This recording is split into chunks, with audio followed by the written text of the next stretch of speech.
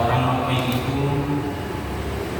harus terus-menerus berusaha memperbarui keimanannya.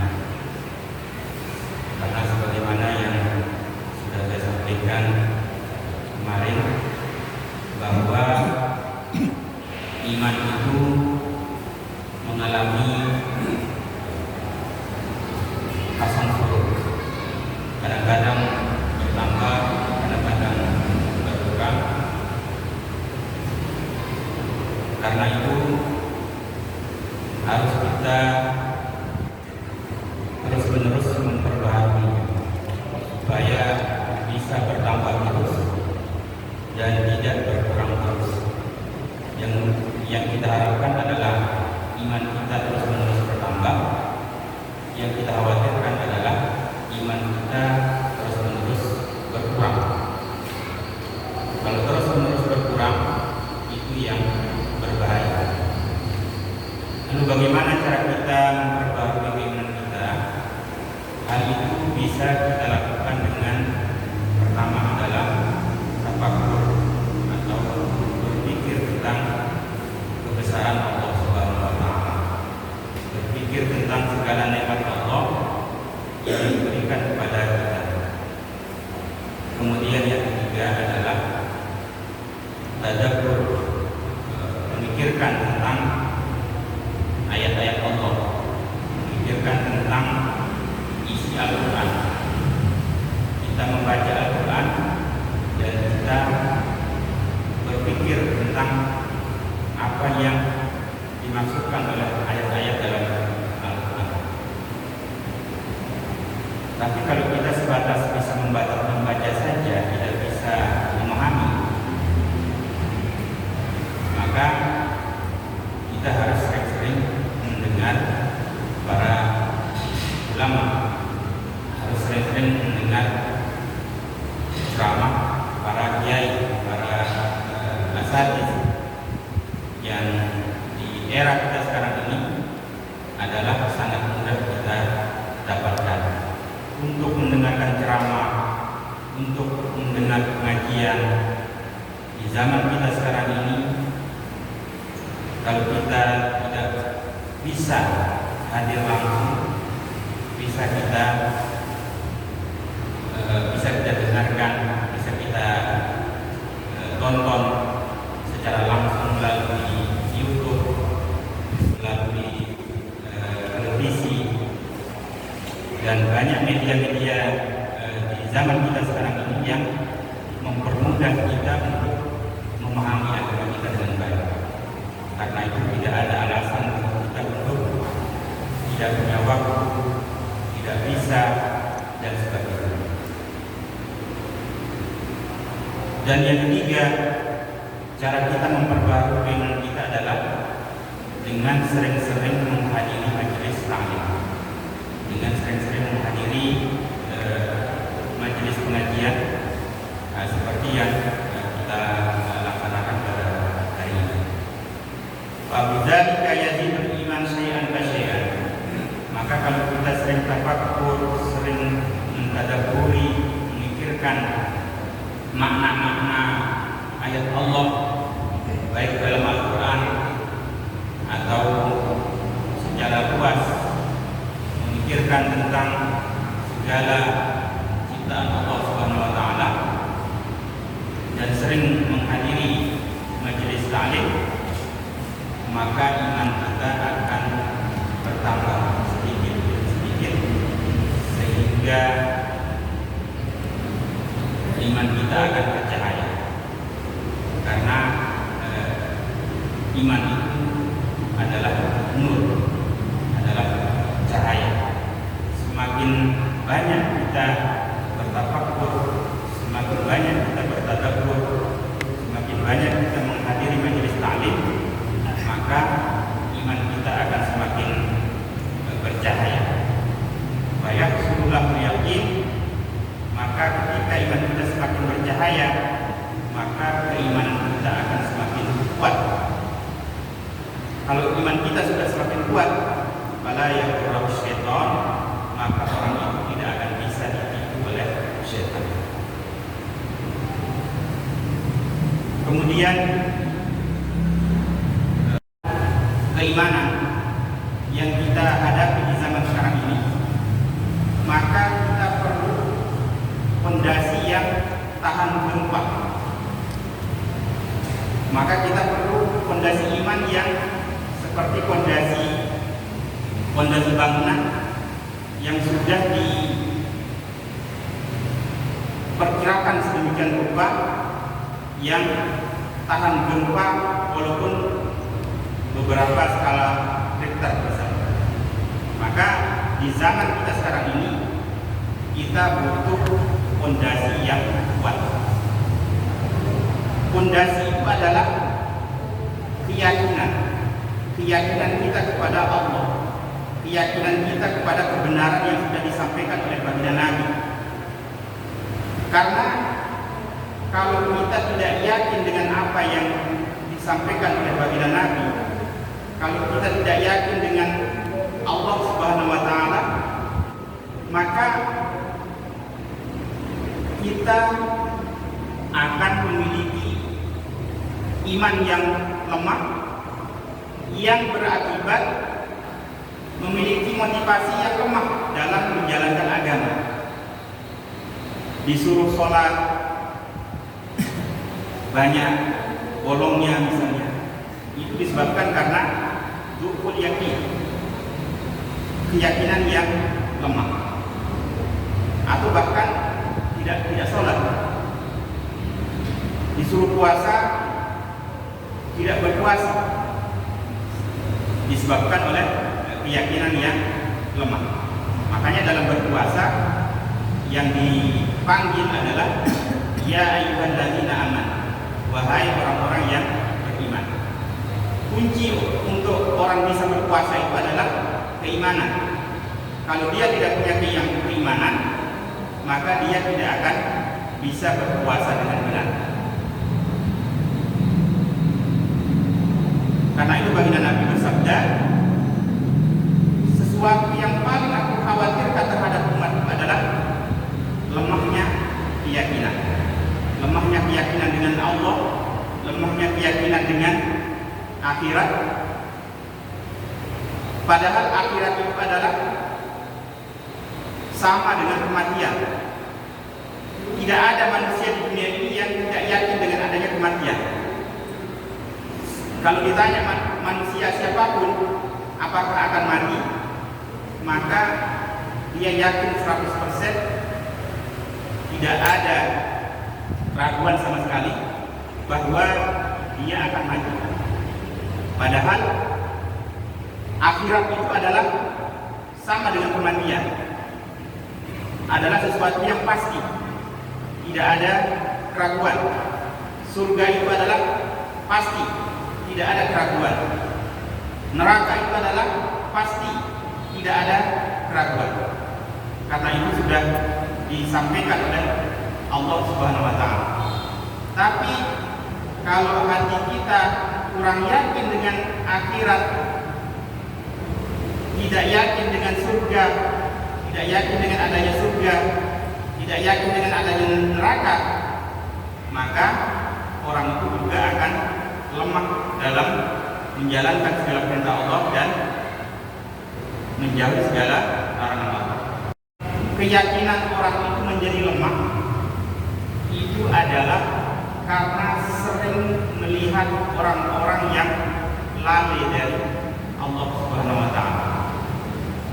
Karena kita bergaul dengan orang-orang yang lalai dengan Allah Subhanahu wa taala, yang tidak takut dengan Allah, yang tidak takut melanggar larangan-larangan Allah,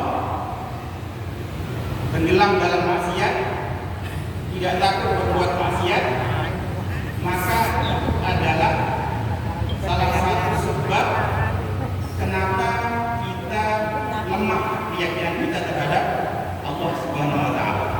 Karena sering melihat orang-orang yang ahlul ghaflah atau orang-orang yang lalai dari Allah Subhanahu wa taala. Dan di zaman kita sekarang ini, untuk melihat ahlul ghaflah, untuk melihat orang-orang yang lalai kepada Allah, itu tidak harus keluar rumah. Tapi dengan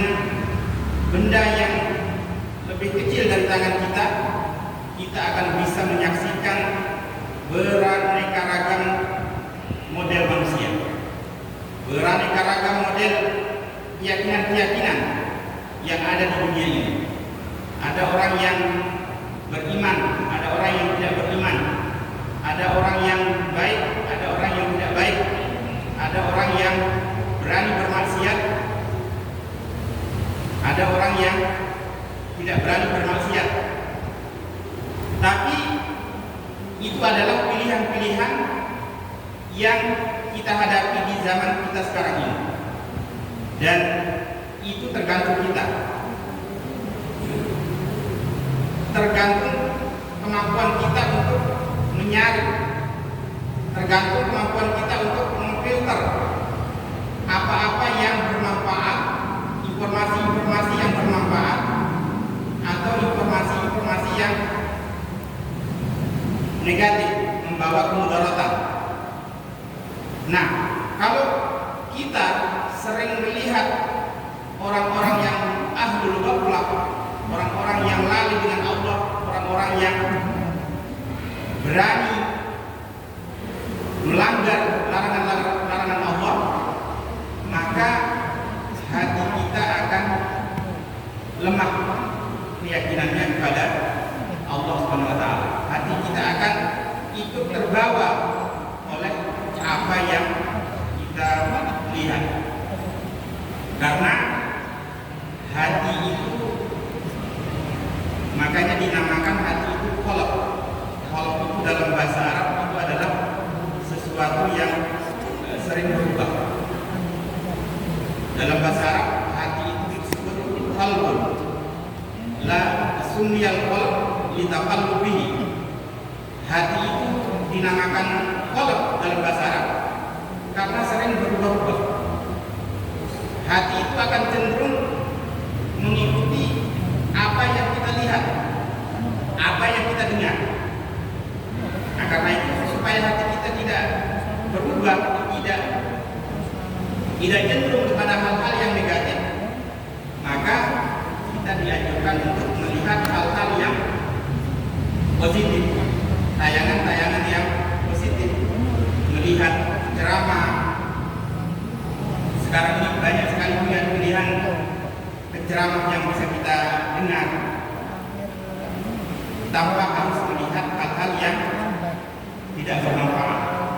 Dan di media sosial atau medsos itu banyak sekali hal-hal yang tidak bermanfaat, yang hanya membuat hati kita menjadi gelap, membuat hati kita menjadi tidak tenang, membuat hati kita tidak lapang. Jadi lemahnya keyakinan itu bisa karena sering melihat orang-orang yang lalai dengan Allah Subhanahu wa taala. Karena itu kita dianjurkan untuk hati-hati memilih teman. Hati-hati memilih teman. Kita harus memilih teman yang teman itu bisa mengajak kita untuk taat kepada Allah. Kita harus memilih teman yang membantu kita untuk taat kepada Allah, untuk membantu kita dalam hal-hal yang baik. Karena itu kita harus berhati-hati dari teman yang tidak baik, karena teman itu adalah sangat cepat mempengaruhi. Tabiat manusia itu akan cenderung sekali mengikuti temannya, dengan siapa dia bergaul, siapa yang menjadi idolanya, siapa yang dia lihat. Kalau dia lihat orang-orang yang baik dan mengidolakan orang-orang baik, maka dia akan ikut menjadi baik. Tapi kalau dia mengidolakan orang-orang yang jelek, orang-orang ahlul ghaflah, orang-orang yang tidak ingat kepada Allah, orang-orang yang jauh dari Allah, maka orang itu juga akan ikut seperti apa yang dilakukan oleh temannya. Karena itu hati-hati memilih teman. Teman dalam arti teman yang dijadikan pegangan, teman yang dijadikan sebagai pendamping kita dalam suka dan duka, atau teman akrab. Sering bergaul dengan pengangguran. Pengangguran yang dimaksud di sini bukan pengangguran tidak bekerja, tapi pengangguran yang nganggur dari perintah Allah. Artinya dia tidak menjalankan perintah Allah, tidak sholat, tidak puasa, tidak menjauhi segala larangan Allah. Maka supaya keyakinan kita tidak lemah, maka jauhilah bergaul dengan orang-orang pengangguran yang tidak mau menjalankan segala perintah Allah dan menjauhi larangan Allah. Dan janganlah bergaul dengan orang-orang yang hatinya keras, orang-orang yang karena hati seperti yang sudah saya sampaikan kemarin, ibarat kaca yang bersih. Kaca itu kalau kita bersihkan setiap hari, maka akan bening, maka akan bisa memantulkan gambar yang bersih. Tetapi kalau tidak dibersihkan, maka kaca itu akan gelap, sehingga tidak akan bisa memantulkan cahaya. Demikian juga hati manusia. Kalau setiap saat menjalankan segala perintah Allah dan menjauhi segala larangan Allah, maka hati itu akan bercahaya, sehingga dia akan bisa melihat kebenaran, sehingga akan cenderung kepada hal-hal yang baik. Tapi kalau setiap hari melakukan kemaksiatan, maka setiap hari ada titik hitam di dalam hati. Setiap orang itu melakukan maksiat, maka ada titik hitam di dalam hatinya. Semakin sering dia maksiat, maka titik hitam itu akan terus-menerus bertambah, sehingga hati itu gelap, akan hitam pekat. Sehingga kalau hati itu sudah gelap, maka dia tidak akan punya rasa tersentuh dengan nasihat. Dia tidak akan mempan nasihat, tidak akan takut kepada Allah, tidak akan takut dengan janji-janji Allah, ancaman Allah. Kalau hati itu sudah keras, maka jauhilah bergaul dengan orang-orang yang hatinya keras. Kalau kita bergaul dengan orang-orang yang hatinya keras, maka kita juga akan ikut seperti bagaimana teman kita. Kalau kita bisa mempengaruhi, alhamdulillah. Yang dikhawatirkan adalah jangan-jangan kita yang dipengaruhi. Kalau kita yang mempengaruhi, tidak apa-apa. Tapi kalau kita yang terpengaruh, nah itu yang berbahaya. Karena itu lebih aman. Jangan bergaul dengan orang-orang yang ahlul ghaflah, orang yang lalu dengan Allah, orang pengangguran, orang yang tidak mau menjalankan segala perintah Allah dan menjauhi larangan Allah, dan orang-orang yang hatinya keras, orang yang hatinya keras, yang tidak mempan nasihat. Siapa saja yang menasihatinya, dia tidak akan mempan.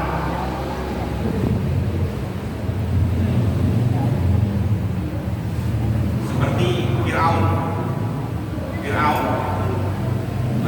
betapapun dia melihat mukjizat Nabi Allah Musa alaihissalam, dikasih mukjizat seperti itu, dikasih tanda kebesaran Allah seperti itu, dia tidak menembus hatinya, tidak mempan.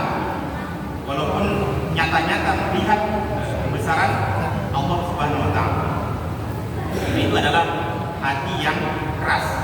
Karena itu jangan berteman dengan orang-orang yang hatinya keras. Dikhawatirkan nanti kita akan ikut terpengaruh dengan mereka. Kemudian diriwayatkan dari Nabi Isa alaihissalam, beliau bersabda, la tujalisul mauta fatamutu qulubukum. Jangan kalian duduk dengan orang-orang mati. Nabi Allah Isa alaihissalam bersabda, kalian jangan duduk bersama orang-orang yang mati, maka hati kalian juga akan ikut mati. Jangan kalian duduk bersama orang-orang yang mati, karena itu akan menyebabkan hati kalian akan mati. Lalu beliau ditanya, siapa orang mati itu wahai Rasulullah, wahai Nabi Allah? Siapa orang yang mati yang tidak boleh kita menjadi teman duduknya? Qala al-muhibbun lid-dunya ar-raghibuna fiha. Mereka adalah orang-orang yang hubud dunia, orang-orang yang gila dengan dunia, orang-orang yang sangat ambisius dengan dunia.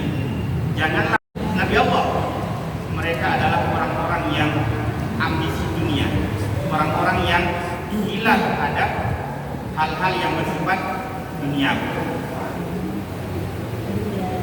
Kalau kita sering duduk dengan orang-orang yang hidup dunia, orang yang orientasinya hanya dunia, hidupnya hanya dunia, tidak ada orientasi kepada akhirat, maka lama-lama hati kita juga akan mati, hati kita juga akan sakit, sehingga kita tidak akan menghadap kepada Allah dengan hati yang sehat. Padahal untuk menghadap kepada Allah Subhanahu wa taala nanti yauma la yanfa'u malun wala banun illa man atallaha biqalbin salim. Kita nanti pada hari akhirat ketika menghadap kepada Allah Subhanahu wa taala, pada waktu itu tidak bermanfaat harta. Tidak bermanfaat harta. Tidak ada gunanya anak-anak.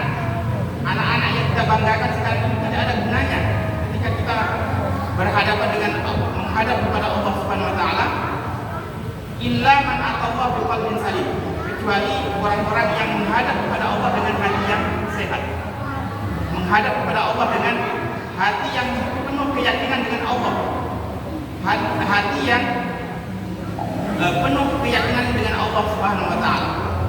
Maka supaya hati kita tidak sakit, supaya hati kita tidak mati, maka jangan duduk bersama orang-orang yang hubud dunia, orang-orang yang cinta kepada dunia, orang-orang yang ambisius terhadap hal-hal yang bersifat dunia.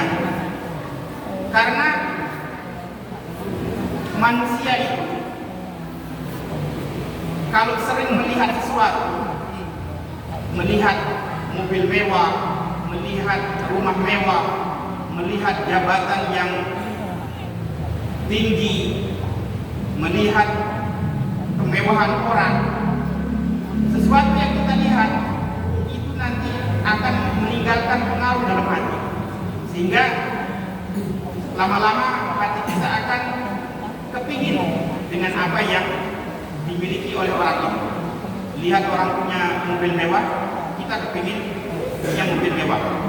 Ketika kita melihat orang punya rumah yang mewah, maka kita juga akan kepingin punya mobil mewah, kepingin punya rumah yang mewah. Karena mata ini bisa mencelakakan. Apa yang kita lihat itu mempengaruhi hati kita. Apalagi kalau kita bergaul dengan orang-orang yang orientasinya hanya dunia saja, tidak pernah ada orientasi kepada akhirat. Ketika ketika kita bergaul dengan orang itu, kita lupa dengan akhirat, lupa dengan sholat, lupa dengan puasa, lupa dengan Allah Subhanahu wa Ta'ala, maka kalau kita sering bergaul dengan orang-orang seperti itu, maka lama-kelamaan hati kita bisa menjadi mati, hati kita menjadi kotor, sehingga hati kita menjadi sakit. Nah, karena itu hati-hati memilih teman, hati-hati memilih teman duduk. Karena itu lebih perbanyaklah duduk dengan orang-orang soleh yang bisa mengingatkan kita untuk sholat, bisa mengingatkan kita untuk hadir ke majelis taklim, yang bisa mengajak kita untuk punya motivasi untuk membaca Al-Quran, yang bisa mengingatkan kita untuk bagaimana untuk selalu menjalankan segala perintah Allah dan menjauhi segala larangan Allah. Karena itu sering-seringlah duduk dengan para kiai, sering-seringlah duduk bersama para asatidz, dan kalau kita barangkali merasa segan, merasa malu dengan kiai-kiai besar, misalnya ustadz-ustadz besar di masyarakat kita, tidak kurang orang-orang soleh, tidak kurang orang-orang yang paham agama. Karena itu duduklah bersama mereka, jangan malah alergi dengan mereka. Kalau alergi dengan mereka, tidak dekat dengan mereka, tidak suka dengan mereka, maka bagaimana kita akan bisa baik berhubungan dengan Allah Subhanahu wa Ta'ala? Karena kalau kita berteman dengan orang-orang yang baik hubungannya dengan Allah, maka kita pun akan bisa baik berhubungan dengan Allah. Tapi sebaliknya, kalau kita berhubungan dengan orang-orang yang tidak baik hubungannya dengan Allah, maka lama-lama kita juga akan ikut berperilaku yang hubungan kita tidak baik kepada Allah Subhanahu wa Ta'ala. Wa qala ba'du hadhihi ta'ifah. Kemudian ada kelompok-kelompok ini yang berkata, qultu li ba'dil abdal al-munqati'ina ila Allah. Aku bertanya kepada sebagian wali-wali abdal yang mereka putus hubungan kembali dengan Allah Subhanahu wa Ta'ala. Artinya orang-orang yang dia tidak memikirkan sesuatu kecuali Allah Subhanahu wa Ta'ala. Dia bergaul dengan orang tapi pikirannya hanya kepada Allah Subhanahu wa Ta'ala. Dia menghadapi hidup, dia bekerja, dia melakukan apa saja, tetapi hatinya selalu kepada Allah Subhanahu wa Ta'ala. Lalu dia bertanya, kaifat tariq ila tahqiq wal wusul ila al-haq? Bagaimana caranya, bagaimana jalannya untuk sampai kepada Allah Subhanahu wa Ta'ala? Bagaimana caranya supaya kita bisa sampai kepada Allah Subhanahu wa Ta'ala? Lalu orang itu berkata,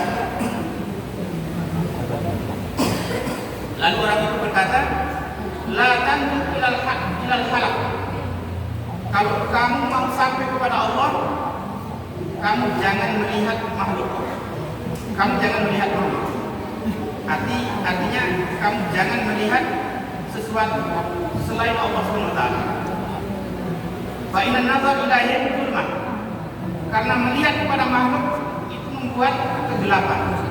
Melihat makhluk itu membuat hati menjadi gelap. Supaya hati kalian tidak gelap, maka jangan melihat makhluk. Karena dalam hidup ini kadang-kadang kita keluar rumah itu dengan keadaan tenang, tapi begitu keluar rumah melihat itu ini, itu membuat hati kita gelap, membuat hati kita tidak tenang, membuat hati kita tidak nyaman. Karena itu kata orang ini, jangan melihat makhluk, karena melihat makhluk itu membuat hati kita menjadi gelap. Bagaimana saya hidup kalau tidak melihat makhluk? Padahal kami juga makhluk. Bagaimana kami akan hidup kalau tidak bersama makhluk? Lalu dia menjawab,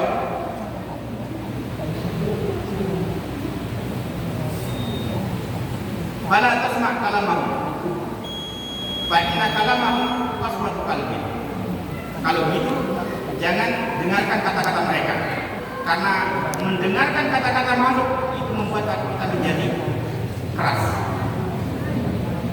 Baik, karena waktunya sudah habis, insya Allah kita lanjutkan besok ya.